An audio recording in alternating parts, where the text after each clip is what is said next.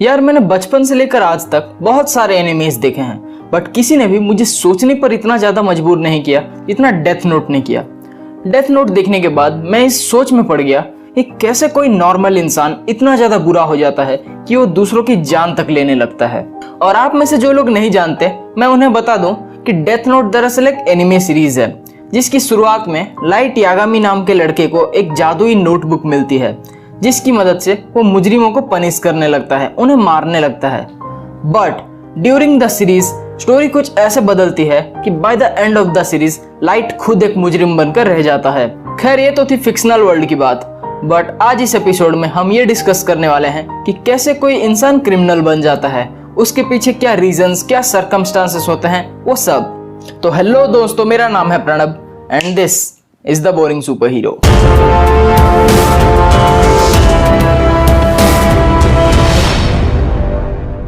ग्लैंडन association की director Lisa Firestone कहती हैं कि जब हम पैदा होते हैं उस वक्त हम सबके ब्रेन पैटर्न्स एक जैसे होते हैं, बट जैसे जैसे हम बड़े होते हैं हमारे सर्कमस्टांसेस डिसाइड करती हैं कि हम अच्छे बनने वाले हैं या बुरे बनने वाले हैं। लीजा के हिसाब से 4 ऐसे मेजर फैक्टर्स हैं जो डिसाइड करती हैं कि क्या एक इंसान आगे चलकर क्रिमिनल बनने वाला है या नहीं। और वो 4 फैक्टर्स क्या है, चलिए जानते हैं।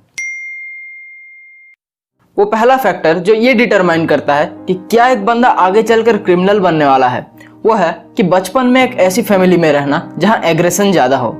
अब एग्रेशन यानी कि डोमेस्टिक वायलेंस या ईगो फाइट्स वगैरह। एक ऑस्ट्रेलियन स्टडी में पाया गया कि almost 40% of the chronically violent youth, यानी कि जो क्रिमिनल मेंटेलिटी वाले युवा होते हैं, उन्होंने अपने बचपन में फैमिली इश्यूज को कॉन्स्टेंटली झेला है, जिसकी वजह से उनके मन में एक नफरत वाली फीलिंग डेवलप हो गई है। इससे भी अगर एक स्टेप आगे बढ़े तो उसी रिसर्च में यह भी पाया गया कि almost 28% of the world's major criminals, यानी कि दुनिया के जो बड़े मुजरिम हैं, उन्होंने भी एक हार्ड बचपन गुजारा है और बचपन में फैमिली इश्यूज का सामना किया है। तो अगर आप किसी ऐसी फैमिली को जानते हैं जहां बच्चे हैं और वहां कॉन्स्टेंटली झगड़े होते रहते हैं, तो अभी वक्त है उन्हें सतर्क कर दीजिए इस बारे में। जब छोटे बच्चों को बचपन में किसी ऐसे सिचुएशन का सामना करना पड़ा हो जहां उन्हें शर्मिंदा किया गया हो, चाहे किसी भी तरह से, तो अक्सर ये देखा गया है कि वो शर्मिंदगी की भावना उम्र भर के लिए उनके दिमाग में घर कर जाती है। अब ये शर्मिंदगी की भावना आखिर होती क्या है, इसे अगर एक एग्जाम्पल देकर बताऊं तो मान लीजिए कि किसी बच्चे को बचपन में उसके लुक्स या उसके कलर को लेकर चिढ़ाया गया है, तो इस केस में वो उस फीलिंग को अपने मन में बैठा लेते हैं और यही फीलिंग आगे चलकर नफरत में बदल जाती है। और मैं आपको एक फैक्ट बताऊं, दुनिया के जितने भी मेजर क्राइम्स हैं, यानी कि मर्डर्स और रिवेंज किलिंग वगैरह, 90% ऑफ द टाइम वो इस फीलिंग ऑफ सेम की वजह से ही होते हैं। तो अगर आपके आसपास भी कोई बच्चा है जो कि इस फीलिंग ऑफ सेम वाली कंडीशन से गुजर रहा है, तो प्लीज आप उसकी हेल्प कीजिए, उसे मोटिवेट कीजिए और उसे बताइए कि दुनिया वाले जो कह रहे हैं वो गलत है। जब किसी को अपने बचपन में या अर्ली यूथ के टाइम पर किसी भी तरह के रिजेक्शन का सामना करना पड़ा हो, तो ये फीलिंग उनके ब्रेन फंक्शनिंग को डायरेक्टली इफेक्ट करती है, और वो भी एक लंबे टाइम के लिए। अब ये रिजेक्शन किसी भी तरह की हो सकती है, rejection in society, rejection by loved ones, rejection from authority या और कुछ। बट लीजा कहती हैं कि एक ऐसा रिजेक्शन है जो इन सारे रिजेक्शन से ज्यादा खतरनाक है, और वो है rejection from a primary care taker, यानी कि माँ बाप, भाई बहन, relatives, loved ones etcetera. According to Lisa, जब किसी को अपने सबसे करीबी लोगों से रिजेक्शन मिलती है तो फिर ये उनके लिए मुश्किल हो जाता है कि वो किसी पर भरोसा कर सके, और फिर यही चीज आगे चलकर उनके क्रिमिनल मेंटालिटी को बढ़ावा देती है। और अगर आपने डेथ नोट देखी है तब आपने देखा होगा कि वहां भी मीजा को कंटिन्यूअसली डर लगा रहता था कि कहीं लाइट उसे रिजेक्ट ना कर दे, और इसलिए वो खुशी खुशी लोगों को मारने लगती है ताकि लाइट उससे इंप्रेस हो जाए और कभी उसे रिजेक्ट ना करे। पिछले तीनों केसेस में हमने जो भी देखा वो था कि एक नॉर्मल इंसान कैसे क्रिमिनल बन सकता है। बट क्या हो जब कोई बच्चा हाईली इमोशनल हो और फिर उसकी परवरिश में गलती हो गई हो।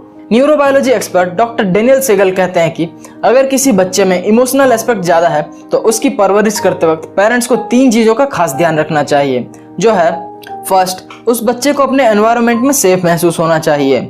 सेकंड, अगर उन्होंने कोई काम मेहनत से की है तो उसे अप्रिशिएट जरूर कीजिएगा। और थर्ड, ध्यान रखिए कि वो कभी भी अकेला महसूस ना करें।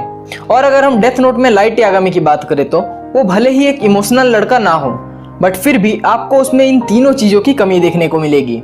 जैसे कि फर्स्ट, वो अपने आसपास के क्रिमिनल से नफरत करता है। सेकंड, वो हर चीज में बेस्ट है बट फिर भी उसे लगता है कि कोई उसकी काबिलियत को अप्रिशिएट नहीं करता। और थर्ड, उसके कोई ज्यादा दोस्त नहीं है, इसलिए वो अपना ज्यादातर समय अकेले ही बिताता है। अब यार ऐसे में कोई क्रिमिनल नहीं बनेगा तो और क्या होगा। तो दोस्तों, ये थे 4 ऐसे फैक्टर्स कि क्यों कोई इंसान एक क्रिमिनल, एक मुजरिम बन जाता है। और सच बताऊं तो मैं इस टॉपिक पर बात नहीं करने वाला था, बट जब मैंने लाइट यागामी की इस खतरनाक मेंटालिटी को देखा तो मैंने सोचा कि इस टॉपिक पर तो रिसर्च करना बनता है। और आपको ये एपिसोड कैसा लगा? मैं उम्मीद करूंगा कि अच्छा लगा होगा। और अगर ये एपिसोड आपको अच्छा लगा तो प्लीज आप इसे दूसरों के साथ शेयर जरूर कीजिएगा। अगर आपका कोई और सवाल या सुझाव है तो वो आप मुझे जरूर बताइएगा, या तो कमेंट्स में या मेरे इंस्टाग्राम पेज पर। तो अब मैं आपसे मिलूंगा अगले एपिसोड में, और तब तक के लिए अच्छा कंटेंट देखिए, उनसे लेसन सीखिए and be the boring super hero.